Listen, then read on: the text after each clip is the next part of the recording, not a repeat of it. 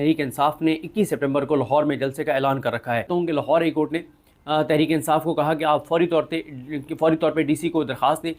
کمرہ عدالت میں ڈی سی کو درخواست دی گئی اور اس درخواست پر عدالت نے ڈی سی کو یہ کہا ہے کہ آج شام 5 بجے تک وہ فیصلہ کریں۔ اب وہ فیصلہ ممکنہ طور پر کیا کریں گے؟ کل لاہور کا ہم نے وزٹ کیا تھا اور میں جو کچھ لاہور میں دیکھ کے آیا ہوں، میں یہ سمجھتا ہوں کہ جو